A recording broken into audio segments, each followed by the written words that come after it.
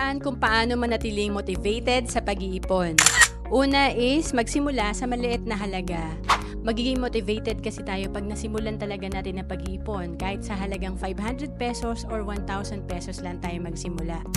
And pangalawa, gumawa ng long-term plan sa iyong ipon. Meron tayong mga short-term plan pero importante meron din tayong long-term goal para ito talaga yung makapag-motivate sa atin na mag-ipon. Kagaya ng para sa retirement fund mo ba yan? Para ba yan sa dream house mo?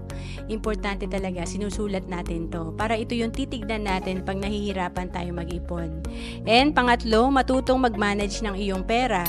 Importante yung araw-araw disiplinado ka sa paghawak ng pera at every payday or every month meron kang natatabi. Kasi itong natatabi na to, ito yung palalaguin natin at gagawin nating asset. And then pang-apat, magkaroon ng other source of income. Kung tayo ay hirap mag-ipon or maliit lang naiipon, importante magkaroon tayo ng other source of income kasi mas malaki yung maiipon natin, mas mamamotivate tayo mag-ipon at gawin to ng tuloy-tuloy kasi nakikita natin yung growth ng pera natin. And panglima, iwasan ng mangutang kasi ang interest ng ating utang kalaban niya ng ating pag-build ng wealth. Para makapag-focus tayo sa pag-iipon, importante wala tayong burden dun sa pagbabayad ng utang. To know more about savings and investment, message mo lang ako sa FB, Roan Celis Capistrano.